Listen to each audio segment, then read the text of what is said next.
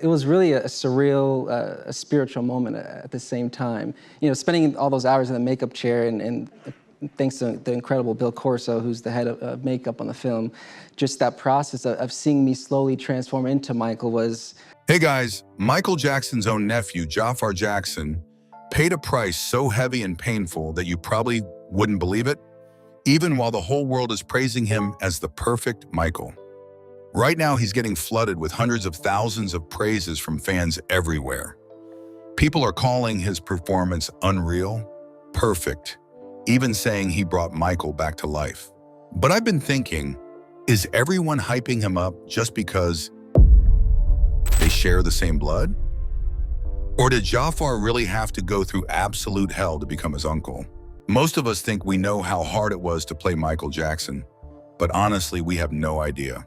Imagine dancing for hours until your feet go completely numb for up to 2 hours straight, nearly losing your toes, sleeping on the cold, empty floor of Hayvenhurst mansion, just trying to feel your uncle's ghost around you.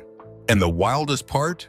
The whole thing started with just one voice note, where he spoke in Michael's soft, breathy voice and gently sang a private Peter Pan lullaby. In this video on Legend Secrets, we're going deep into the real pain, the hidden sacrifices, and everything Jaafar actually went through. If you're a real Michael fan, you're gonna wanna hear this.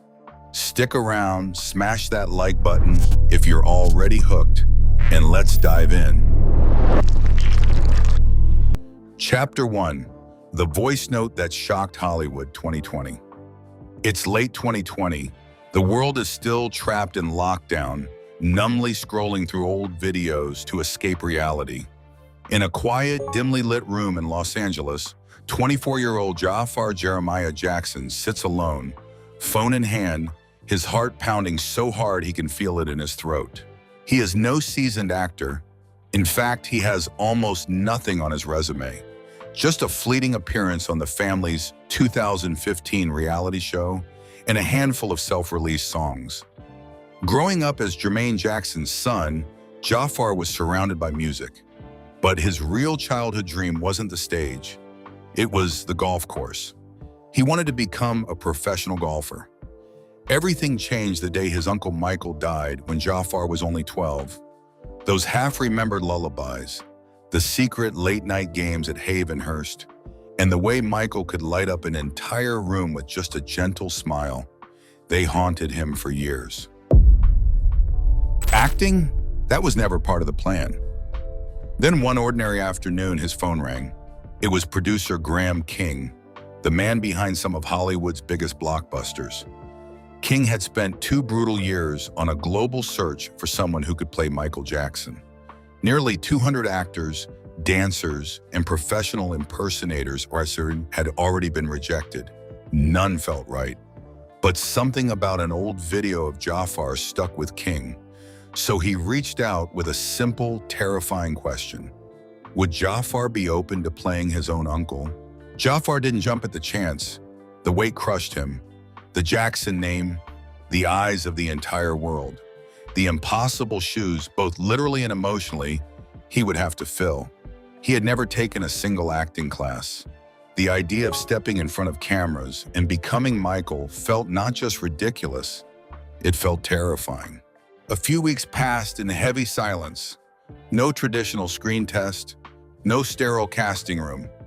Instead, Jaafar did something quietly bold and deeply personal. He picked up his phone, took a deep breath, and recorded a single voice note. He didn't perform a famous hit. He spoke first, soft, breathy, guarded, exactly the way Michael sounded in his most private moments. Then he sang. Not for show, but like a tender lullaby. He chose a Peter Pan song that Michael had never officially recorded, something intimate and off the record that his uncle used to hum gently for the sick children at Neverland in Hayvenhurst. Jaafar sang it exactly as he remembered Michael's voice, fragile, whispering, filled with that quiet, heartbreaking magic. He typed a short message, attached the voice note, and hit send. Then he waited in agonizing silence. What happened next still feels like a scene from a movie no one would believe. Graham King played the note once, then played it again. According to King himself, he stopped everything he was doing. The voice hit him like a punch to the chest, so eerily familiar, so emotionally precise, so painfully real. He called Jaafar back immediately. His first words were electric. I felt it. It was very Michael. In that moment, Hollywood's long, exhausting search cracked wide open. Jaafar hadn't danced. He hadn't performed in a room full of executives. He had simply sent 30 seconds of raw, intimate truth from his phone, and it shattered a door that 2 years of auditions couldn't open. King later admitted the voice note didn't just impress him, it stopped him cold. For the first time, he wasn't hearing an imitation. He was hearing the real thing. For Jaafar, that single phone call changed his entire life in an instant. The boy who had idolized his uncle from the sidelines, watching quietly during family gatherings, cherishing those rare, gentle moments, was suddenly being asked to step into the spotlight in the most impossible way imaginable. No safety net, no experience, just blood, painful memories, and one voice note carrying the unbearable weight of a legend. He didn't know it yet, but that quiet decision would ignite one of the most intense, physically brutal, and emotionally devastating transformations in recent film history. It wasn't nepotism. It was a nephew choosing to carry his uncle's ghost, no matter how much it would cost him. And it all started with 30 seconds of audio and a lullaby only family could truly understand. Chapter 2, The Brutal First Year, Breaking Down Before Becoming Michael. That single voice note didn't just open a door, it slammed it violently wide open. Graham King hung up the phone and immediately made another call that same day. "I'm getting you a coach tomorrow," he said, voice urgent. No small talk, no time to breathe. The producer, who had spent 2 exhausting years searching the globe, knew he had found something rare. But he also knew the 24-year-old on the other end had never acted a single day in his life. The very next morning, the real suffering began. It was early 2021. Jaafar was 24, still living in the overwhelming shadow of the Jackson name, but carrying 0 professional experience. He had never taken an acting class, never stood on a stage, never even read a full screenplay out loud in front of strangers. The only performance on his resume was a few forgettable minutes from a family reality show years earlier. Now he was expected to carry one of the most heavily scrutinized roles in Hollywood history. The pressure was suffocating. Graham's first instruction shocked him. For the entire first year, Jaafar later revealed, "I didn't touch anything, Michael. Not one song, not one mannerism, not one dance move." Instead, King paired him with acclaimed acting coach Angela Gibbs. Their sessions were brutally basic at first, several times a week in a small, quiet Los Angeles studio. No cameras, no lights, just 2 chairs, stacks of scripts, and a young man who felt completely lost and overwhelmed. Jaafar was painfully honest about his fear. "I didn't know anything about acting," he admitted. "I had to understand what acting even was before I could even think about becoming Michael." Angela refused to rush him. She treated him like a blank, fragile canvas.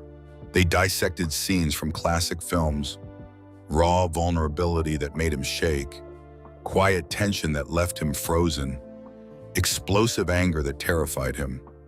They tore apart plays line by line, learning how to breathe properly, how to truly listen, how to let silence scream louder than words.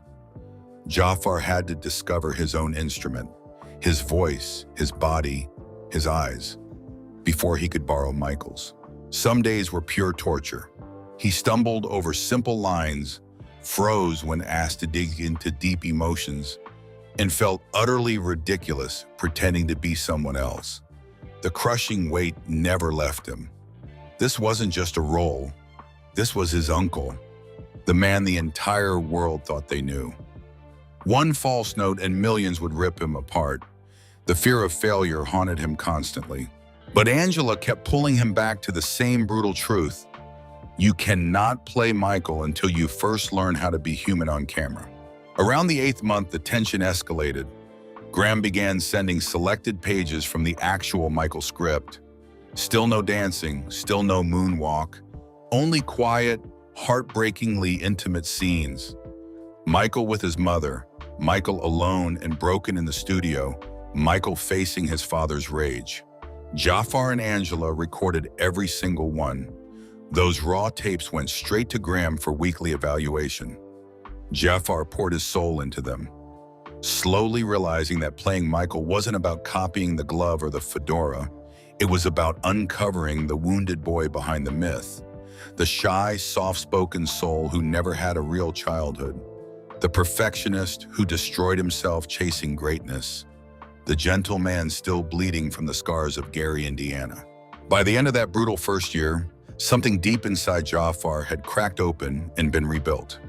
The nervous kid who once sent a shaky voice note had transformed into an actor who finally understood the craft. He wasn't imitating Michael yet. He was learning how to feel like him. Only then, and only then, would the real hell begin. Because once the emotional foundation was solid, the next chapter would demand something far more savage.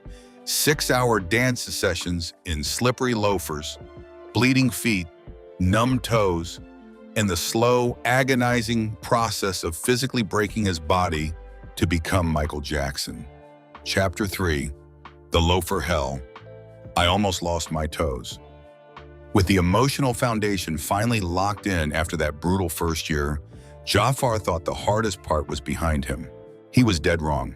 The real hell was only just beginning, and it came wrapped in a pair of smooth, merciless black leather loafers. It was early 2022. Jaafar had just survived 12 months of raw acting training. Now the filmmakers demanded his body match the soul he had started to understand. Graham King brought in the only 2 people on Earth who knew Michael Jackson's movement at a cellular level. Rich and Tone Talawega, the legendary choreographers who had performed with Michael on the History World Tour.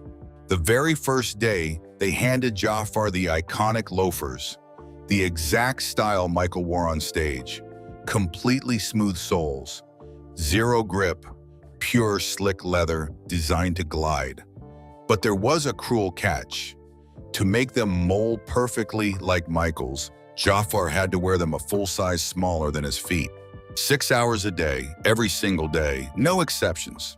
In the same Hayvenhurst dance studio where Michael once perfected Billie Jean, Jaafar stood under the merciless gaze of floor-to-ceiling mirrors. Rich and Tone watched his every micro movement like hawks. The music hit. The moment he started moving, his toes were violently crushed together inside the too tight shoes. The stiff leather dug in without mercy. His feet felt scrunched, as he later described in pain. Every pivot, every slide, every toe stand sent sharp electric shocks through his nervous system. And that was only the beginning. For the first 2 months, the pain was unrelenting and savage. The toe stand, Michael's signature move where he rises onto the very tips of his toes, became pure torture. The move that would kill the toes is the toe stand, Jaafar recalled. He had to hold the position for what felt like an eternity, then drop back down, only to repeat it hundreds of times in one session. Moonwalks, spins, side shuffles. Every iconic step punished his feet in those slippery shoes. No traction, no mercy, just raw skin grinding against hard leather and unforgiving wooden floors. Then came the terrifying numbness. Sometimes it would go numb for 20 minutes. Sometimes for 2 full hours, he said. His toes turned ghostly white and ice cold, as if the blood had stopped flowing completely. He couldn't feel them anymore, yet he kept dancing. Stopping was never an option. Rich and Tone pushed him frame by frame, exactly as Michael had once demanded perfection from himself. Some mornings, Jaafar woke up before sunrise with his feet already screaming in agony. Blisters formed, burst, and turned into raw, bleeding wounds. Blood soaked the inside of the loafers. His feet swelled painfully, then went numb again. He developed severe plantar fasciitis, a brutal inflammation that made every step feel like walking on broken glass wrapped in fire. There were dark mornings when he sat alone on the studio floor at 6 a.m., staring at those cursed loafers, tears in his eyes, quietly asking himself if he could physically continue. Dancing until my feet would bleed or go numb, he later admitted. There were many mornings I woke up in so much pain, wondering, should I even keep going today? But a voice inside him, the same one that carried him through acting class, would whisper, what would Michael do? Michael never quit.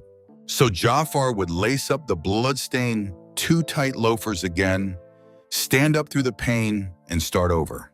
Rich and Tone watched him bleed, both literally and emotionally, and kept pushing harder. They weren't being cruel.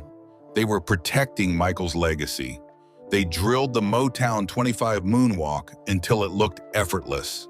They perfected the smooth criminal lean, the Billie Jean spin, and every precise weight shift that made Michael appear to float. Through all the suffering, Jaafar never complained on set. He saved the raw truth for a later interview. Looking straight into the camera, he said quietly, I almost lost my toes.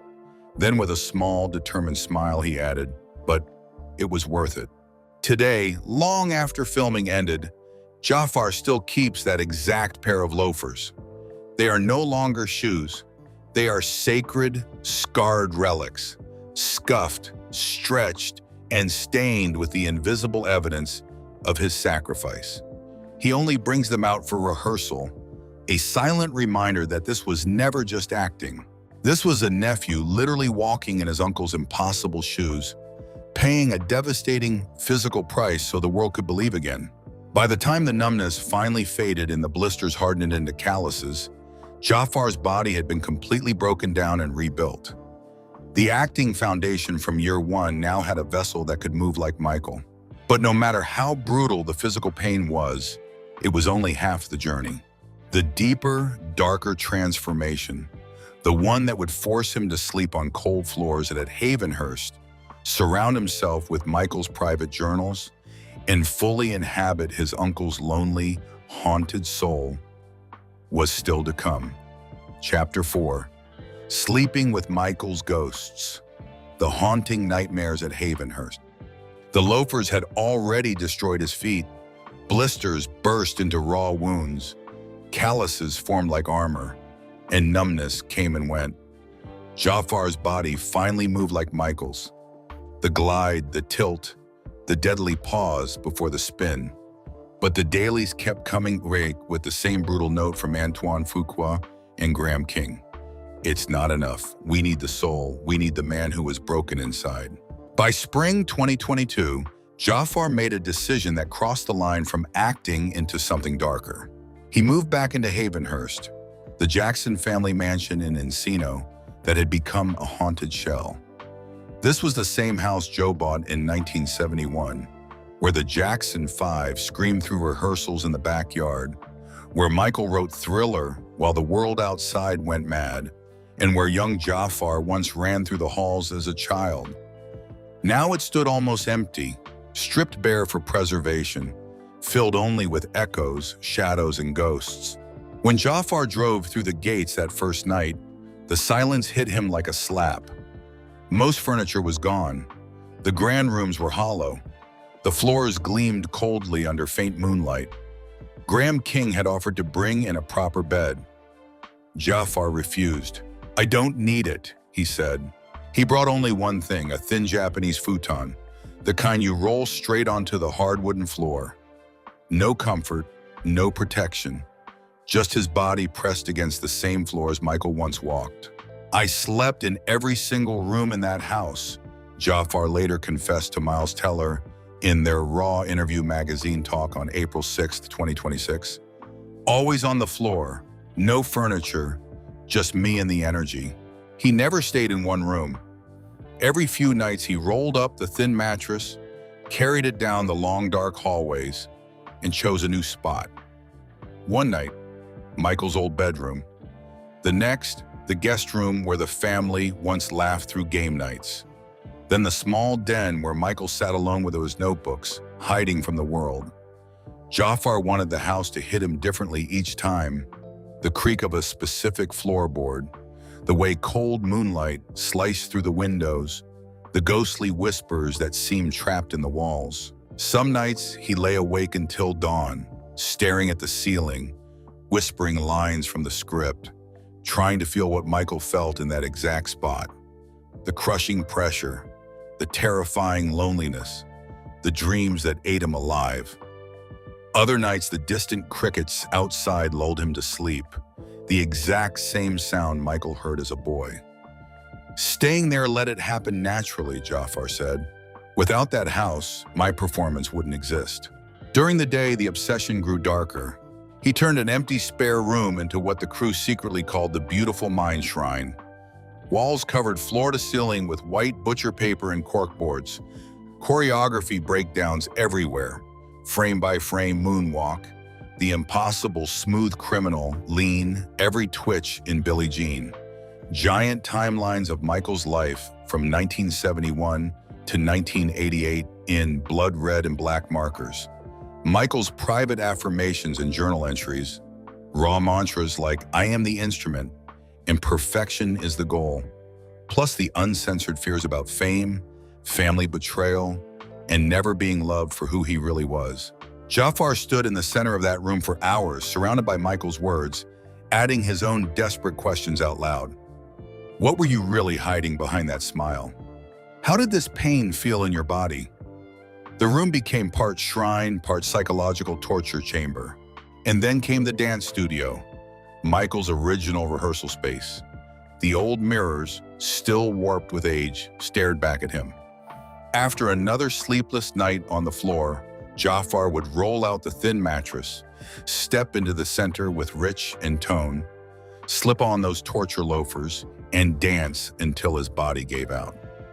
No cameras, no crew, just him, the mirrors, and the ghost in the reflection. One afternoon, while running the thriller choreography in the very room where Michael had planned parts of the original video, Jaafar caught his reflection mid-spin. For one terrifying heartbeat, he didn't see himself. He saw Michael staring back.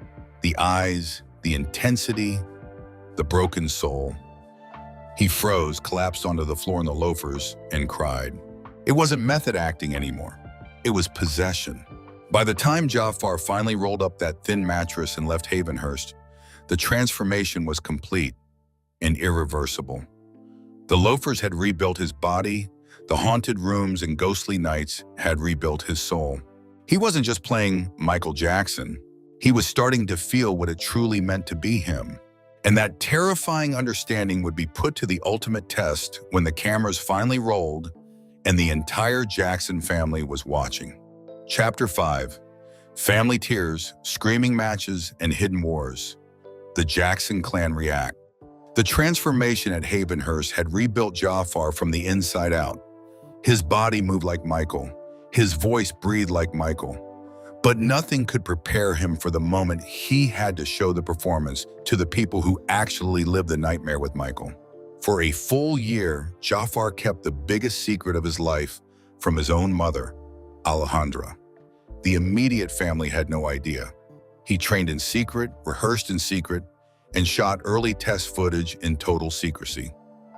I didn't tell her for a whole year, Jaafar admitted later.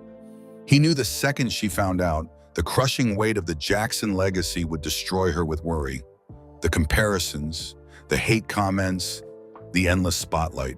When the day finally came for the family to witness Michael in the flesh, the tension was suffocating. The first major reaction came from Jaafar Jackson, the Iron Matriarch. She was brought quietly to the set. No cameras, no announcement. She sat down and watched Jaafar step into the lights in full costume. Fedora, white glove, that haunting posture. Catherine didn't say a word at first, then the tears exploded. Uncontrollable, heartbreaking sobs. She leaned over and whispered the line that shook the entire crew. It's like seeing a ghost. When Jaafar heard what his grandmother said, he broke down too. Her approval meant everything, he shared emotionally. For Catherine, it wasn't acting. She had her son back for a few minutes. Next was Prince Jackson, Michael's eldest son and executive producer. Even he was shattered. It was really an emotional shock, Prince told ABC News after the April 24th, 2026 premiere. I hadn't seen my father in a long time. Jaafar brought him back. I had to step outside because I just wanted to hug him. Prince called it one of the greatest experiences of his life and said the family's overall reaction was overwhelmingly positive. But behind the tears, darker rumors were already swirling. Paris Jackson, Michael's only daughter, had a completely different response. After reading an early script, she fired off detailed notes calling out scenes that felt dishonest and sugar-coated. When those notes were mostly ignored, Paris walked away completely. She reportedly labeled the film full of inaccuracies and fantasy over reality. Paris skipped every premiere. While Prince and Biggie Blanket proudly walked the red carpet in matching black suits with red armbands, Paris stayed silent and distant, her absence speaking volumes. Tabloids exploded with gossip. Insiders claimed Paris felt the movie whitewashed Michael's life and was furious at how certain family members pushed the project forward. Some even whispered she had heated private arguments with other relatives about protecting their father's real story. The drama didn't stop there. After a private family screening, rumors of a massive blow-up between Jermaine and Janet Jackson spread like wildfire. Tabloids claimed they had a screaming match over how Michael was being portrayed, old sibling wounds reopening. Sources close to the family told Entertainment Tonight it was just siblings disagreeing, but the tension was real. Janet herself praised Jaafar's performance and supported her nephew, while Jermaine stayed one of his son's loudest defenders from day one. Through the tears, hugs, criticism, and whispered fights, Jaafar stayed focused. He understood this wasn't just a movie. It was a complicated family still trying to heal old scars while the world watched. Chapter 6: The Legal Bomb, Emergency Reshoots, and Record-Breaking Resurrection. By early 2025, director Antoine Fuqua thought he had finished his raw masterpiece. The third act dove straight into the 1993 allegations with brutal honesty, focusing heavily on Jordan Chandler's accusations. Then the phone call came that nearly killed the film. While clearing the final cut, the Jackson estate's lawyers uncovered a long-buried clause from the 1994 settlement that strictly forbade any depiction or even mention of Jordan Chandler or his family in future commercial projects. The entire third act was suddenly illegal. It was a punch in the gut, Fuqua told Variety. The cast and crew were urgently called back for a brutal 22-day reshoot. The story now had to end in late 1988 at Michael's peak, before the scandals. The estate reportedly spent $10 to $15 million fixing it. Months of work were thrown away. Many called it a painful compromise. Yet that disaster may have saved the movie. On April 24, 2026, Michael exploded into theaters and smashed records, crossing $713 million worldwide. The biggest music biopic of all time. Audiences weren't just watching, they were experiencing a resurrection. Jaafar's performance became legendary. Critics raved about the uncanny resemblance, the seamless live vocals blended with Michael's originals, and the total immersion. Oscar buzz went nuclear. Jaafar kept the blood-stained loafers and white glove as sacred relics.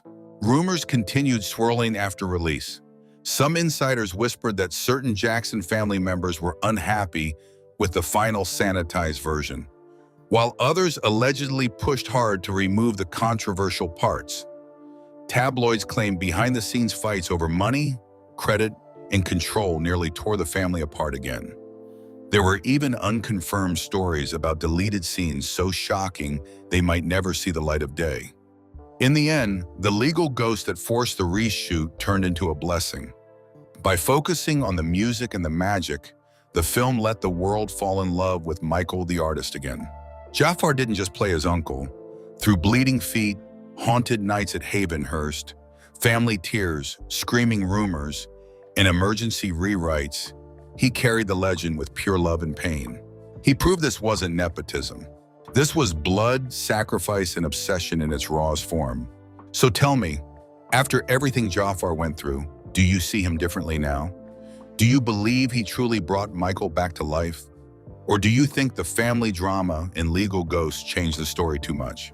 Drop your thoughts in the comments. I read every single one.